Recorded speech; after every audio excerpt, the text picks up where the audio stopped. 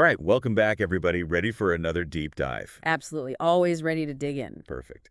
So today we're tackling something, well, a little closer to home this time.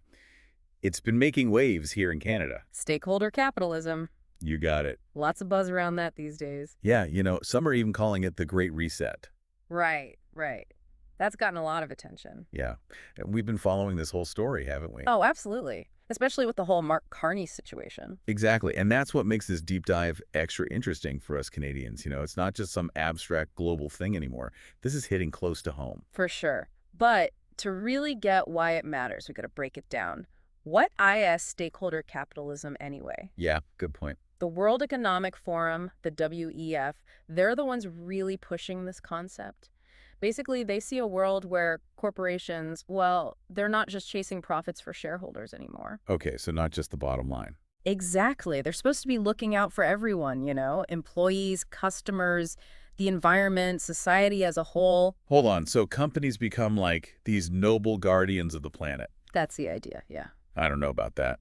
Sounds a little too good to be true. Well, that's the big question, isn't it? Is this genuine progress, a more ethical capitalism?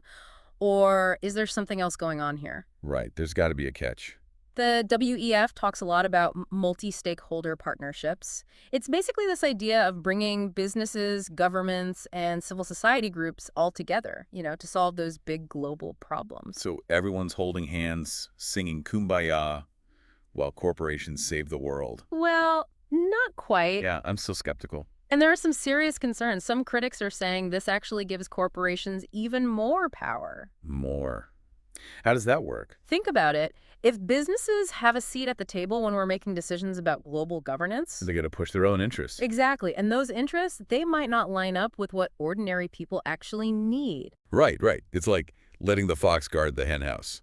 But globally. A good analogy. And then there's that global redesign initiative thing the WEF keeps talking about. Doesn't sound too comforting. No, not really. That's basically their blueprint for reshaping how the world is governed. Heavy stuff. Harris Gleckman, he's a governance expert. He called it the most comprehensive proposal for redesigning global governance since World War II. Wow. And it really pushes this whole multi-stakeholder partnership idea hard. So less power for governments that people actually vote for, and more power for corporations and organizations like the WEF. That's what some critics are worried about. Yeah, I can see why. I mean, where's the accountability in that system? That's the big issue, right? That lack of democratic accountability. It's a bit unsettling, to be honest. Right. And let's be real, the WEF, they have a lot of influence. Oh, yeah. Their annual meeting in Davos, it's like a who's who of the global elite. CEOs, politicians, celebrities, you name it. For names, big money, big power. And they're all rubbing shoulders, setting agendas. And the WEF partners with some pretty major players, too. You're talking major corporations in oil, food, tech, pharmaceuticals. The ones who basically run the world already. Pretty much. And they even have this strategic partnership with the UN now. Wait, the UN is partnering with the WEF? How does that work? Well, that's the thing, isn't it? Some people are saying this basically turns the UN into a public-private hybrid. So corporations have a direct line into the UN, an organization that's supposed to represent countries and people. That's the concern, that corporations are getting way too much influence. It's like the lines are getting all blurred. Yeah. And it's not just the UN either, right? This whole multi-stakeholder thing. It's popping up everywhere. You're absolutely right. We're seeing over 45 global multi-stakeholder groups now, setting standards, making guidelines across all these different sectors. It's like the WEF's new version of multilateralism. But instead of governments working together... It's corporations calling the shots. Right. And they're bringing in these allies from governments, civil society, universities. Recruiting folks to help push their agenda. Okay, so we've got the WEF pushing this stakeholder capitalism thing. We've got these multi-stakeholder groups popping up all over. But, how does this actually play out? Are there any real-world examples? Oh, tons. Let's take the World Summit on Food Systems, the FSS. It was organized by the UN. The goal was to tackle global hunger. Sounds like a good thing.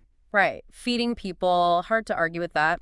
But the problem is corporations were super involved in this whole summit. Okay, so what's the issue? Well, some organizations like FIN International, they're worried this is going to shift the focus, that food's going to be seen as a commodity first and a human right second. To go profits over people. That's the fear, that corporations are going to prioritize their bottom line over making sure everyone has enough to eat. That's messed up. And then there's the lack of transparency, like who's calling the shots, which corporations are involved. It's all very murky. Sophia Monsal, she's from FIN International, she pointed out that they didn't even discuss important stuff like pesticide use or land concentration at the summit. So it's like having a climate conference and not talking about fossil fuels. What's the point? Exactly. It makes you wonder whose voices are actually being heard here. Whose interests are really being served? Right. And this isn't just happening with food either. Look at big tech. Oh, great. The companies that can barely keep our data safe are going to be the ones regulating themselves. Well, that's the idea. The UN Secretary General, he's called for a multi-stakeholder body to govern big tech. And companies like Facebook, Google, Microsoft, they're all already involved in the discussions. So the companies that profit from data exploitation and market dominance are going to write the rules for how they operate. It seems a bit backwards, yeah. This is getting ridiculous. A lot of civil society groups are sounding the alarm on this. They're worried big tech will just end up regulating itself, which means more power for them, and it'll be even harder to deal with things like tax evasion, antitrust issues. Right, right. It's like asking a wolf to design a better sheep pen. Pretty much. And speaking of questionable decision-making, we got to talk about COVAX. You know, that whole global initiative for distributing COVID-19 vaccines. Yeah, COVAX, that whole thing seemed kind of fishy from the start. Like, why wasn't the World Health Organization, the WHO, in charge? They're the global health authority, right? You'd think so. But instead, COVAX was set up as a multi-stakeholder group by JV, the Vaccine Alliance, and CEPI, the Coalition for Epidemic Preparedness Innovations. Okay, and who were those groups exactly? Well, they both have close ties to, you guessed it, the WEF and the Bill and Melinda Gates Foundation. Ah, so we're back to the WEPF again. It seems like they're everywhere these days. It's like they're pulling the strings behind the scenes. So we've got these private entities with ties to the WEF influencing global health policy during a pandemic. It's a little scary. Definitely raises some eyebrows. And remember all that controversy around distributing the vaccines? Oh, yeah. Wasn't there some kind of fight about patents or something? Right. South Africa and India, they put forward a proposal to temporarily lift intellectual property rules on COVID-19 technologies. So basically making it easier to produce more vaccines. Exactly. It was called the TRIPS waiver. The goal was to make vaccines more accessible, especially in developing countries. Sounds reasonable. The WHO Director General even supported the idea. Makes sense. I mean, in a global pandemic, you'd think getting vaccines to as many people as possible, as quickly as possible, would be the priority, right? You'd think. But JVI, the Gates Foundation, and Big Pharma, they were all against it. Really? Why? They said protecting intellectual property rights was crucial for innovation. Oh, so protecting Big Pharma's profits is more important than saving lives?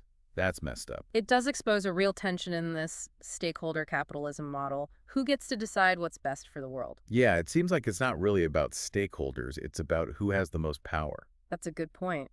And that brings us back to Mark Carney and what all this means for us here in Canada. Okay, so let's talk about Carney. Former governor of the Banks of Canada, Anne D. England, working at Brookfield Asset Management, UN Special Envoy on Climate Action and Finance. This guy's got a serious resume. He's definitely a big player on the world stage, and he's very connected to the WEF, promoting their ideas about stakeholder capitalism, green initiatives, all that. But he's also getting a lot of flack for being part of the elite. Some people are worried about what he'd do if he got into Canadian politics. There are definitely concerns that he's out of touch with everyday Canadians. And his flip-flopping on the carbon tax hasn't exactly helped his image. He was a big supporter for years, and now he seems to be distancing himself from it. So is he just being pragmatic? Or is he ditching a key part of his climate agenda because it's not popular? Tough to say. But what's interesting is while he's softened his stance on the carbon tax, he's actually pushing even harder for stricter regulations on corporations, especially in the energy sector. What kind of regulations? He's a big proponent of the Climate-Aligned Finance Act. It would basically make it much harder for Canadian banks to invest in oil and gas projects. So using regulations to pick winners and losers in the energy industry. That's risky, isn't it? It has its downsides, for sure. What if those green investments don't actually work out? That's the gamble. And some people see this as Carney using his influence to push a specific agenda, one that could benefit certain corporations, certain investors, while hurting others. So is he a visionary leader who's going to guide Canada to a brighter future?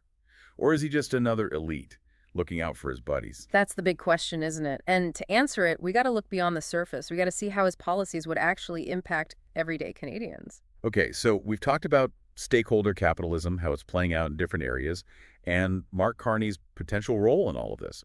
But where does this leave us? Is stakeholder capitalism a solution to the world's problems? Or is it a threat? It's complicated. There are valid points on both sides. On the one hand, stakeholder capitalism, it could lead to more ethical business practices. It would be nice if corporations actually cared about something other than profits. Yeah, absolutely. And if it's done right, these multi-stakeholder partnerships, they could bring diverse voices to the table. Yeah. Help us tackle those big, complex global challenges. But on the other hand, we've seen how this model can be used to give more power to corporations and to these unelected organizations like the WEF. Right. And that raises serious questions about accountability, about whether the needs of everyday people are actually being met. So is there a way to have the good parts of stakeholder capitalism without falling into that trap, without giving corporations too much control? That's the challenge, isn't it? We got to be aware of the potential downsides. We need transparency. We need accountability in these multi-stakeholder partnerships. And we need to make sure governments are still the ones calling the shots. Governments that are accountable to the people. It sounds like we need to be really careful with this whole thing. And especially with people like Mark Carney pushing this agenda. It's all about being informed, thinking critically, asking tough questions. It feels like we're at a crossroads. Down one path, we have the capitalism we know with all its flaws, where governments are supposed to represent the people. And down the other path, we've got this shiny new stakeholder capitalism. Promising a better world. But maybe it's all just a trick. Possibly. It's a complex landscape. There are no easy answers. But one thing's for sure.